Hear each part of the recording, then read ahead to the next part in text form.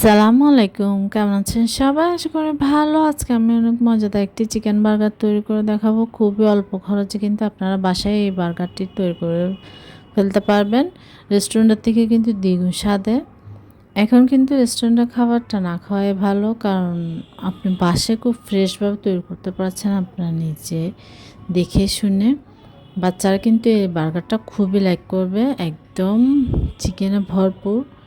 আপনি বড় থেকে ছোট সবাই খুবই লাইক করবে। এখানে আমি 1.5 কাপ পরিমাণ চিকেন নিয়ে নিয়েছি, ছোট ছোট কুচি করে। টক দই দিচ্ছি এখানে আমি 3-4 চামচ পরিমাণ।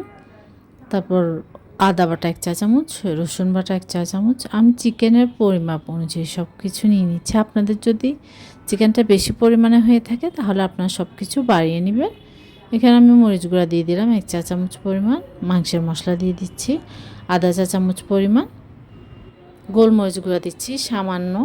আসলে সব কিছু আমি আমার চিকেনের উপর নির্ভর করে দিচ্ছি। আপনার চিকেনের পরিমাণ বেশি হলে সব কিছু বাড়িয়ে নেবেন। সয়া সস 1 চা চামচ, টমেটো সস 1 চা চামচ, চিলি ফ্লেক্স সামান্য, ভিনেগার দিয়েছি আধা চা চামচ, লবণ দিচ্ছি স্বাদ অনুযায়ী।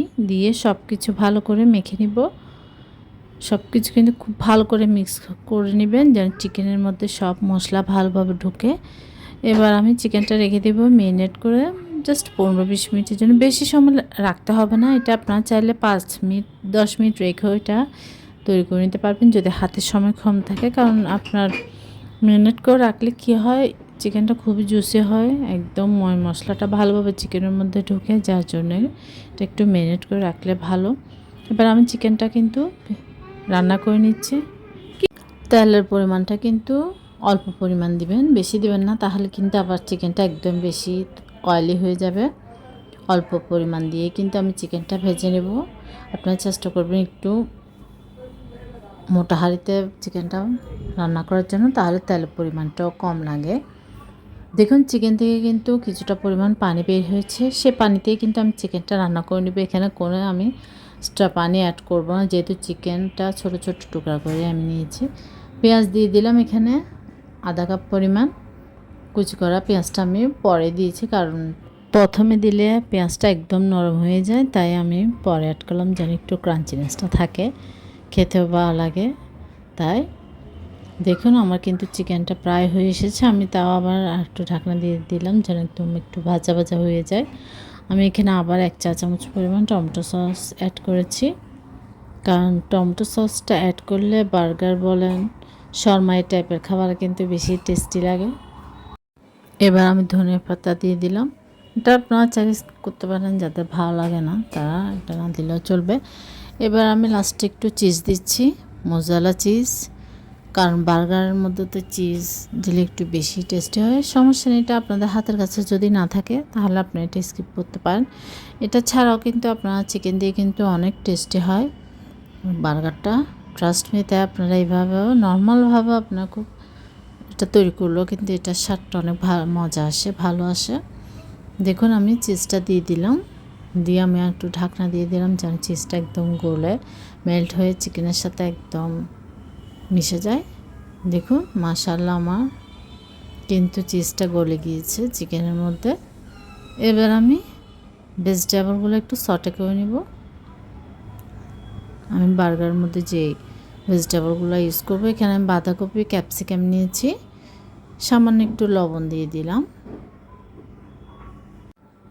একটু সটে করে নিব। কারণ অনেক সময় সবাই কিন্তু কাঁচা ভেজিটেবলটা পছন্দ করে না, কিন্তু আপনার ক্যাপসিকাম এবং বাঁধাকপি কিন্তু কাঁচাতেও খাওয়া যায়, কিন্তু একটু সটে করে নিলে একটু বেশি টেস্টি হয়। সামান্য একটু তেল দিয়ে, বেশি না। তারপর একটু গোলমরিচ গুঁড়া দিয়েছি আমি, দিয়ে আমি একদম অনবরত চুলা আঁচটা হাই রেখে অনবরত নাড়া করে নামিয়ে নিয়েছি। এবার আমি যে বার্গার বানগুলি আছে সেগুলোকে মাঝখান থেকে কেটে আমি একটু বাটারের মধ্যে উল্টিয়ে পাল্টে একটু গোল্ডেন করে নিব হালকা একটু। কারণ আপনারা চেষ্টা করবেন বার্গার বানটা নেওয়ার জন্য, তাহলে কিন্তু বার্গারটা খুব সুন্দর হয়। দেখবে আমি কিন্তু বার্গার বানগুলো নিয়েছি, আমারটা কিন্তু বেশি বড় না বেশি ছোটও না, মিডিয়াম। দেখে বুঝতে পারছেন একদম খুব সুন্দর ফ্রেশ ছিল বনগুলো, মাঝখান থেকে কেটে নিয়েছি। আপনার বান যদি ভালো হয় তাহলে কিন্তু কাটতেও খুব সুবিধা, খেতেও কিন্তু বেশ ভালো লাগে। বাটা দিয়ে আমি উল্টে পাল্টে এটা নিয়ে নিয়েছি। তারপরে এবার আমি মেয়োনিজ, এটা আমার হোমমেড মেয়োনিজ। এখানে খুবই সহজ, আপনার দোকানের মেয়োনিজ থেকেও কিন্তু হোমমেড মেয়োনিজটাই বেশি টেস্টি হয়। তাই আপনারা চাইলে আমার চ্যানেলে দেওয়া আছে হোমমেড মেয়োনিজের রেসিপি, সেখান থেকে দেখো আপনারা মেয়োনিজটা তৈরি করে নিতে পারেন। আমি মেয়োনিজের সাথে ভেজিটেবলটা মিক্স করে নিয়েছি। এবার আমি বানের মধ্যে চিকেনটা দিয়ে দিলাম। চিকেনটা কিন্তু আমি একদম ভাগ করে রেখেছিলাম, 4টা যেহেতু আমি তৈরি করব। 1 লেয়ার আমি চিকেন দিয়েছি, সস দিয়েছি, টমেটো সস। এবার আমি যে ভেজিটেবল আর মেয়োনিজটা তৈরি করে রেখেছি সেটা আমি উপর লেয়ারে দিয়ে দিচ্ছি। দেখে আপনারা বুঝে নেবেন এটা কীভাবে তৈরি করছি। ট্রাস্ট মি, আপনারা যদি এটা তৈরি করে না খান তাহলে কিন্তু বুঝতে পারবেন এর টেস্টটা। রেস্টুরেন্ট বলেন, ফাস্টফুড সব বলেন, যেখান থেকে আপনারা খেয়ে থাকেন না কেন, এর থেকে কিন্তু দ্বিগুণ স্বাদের, অনেক মজাদার।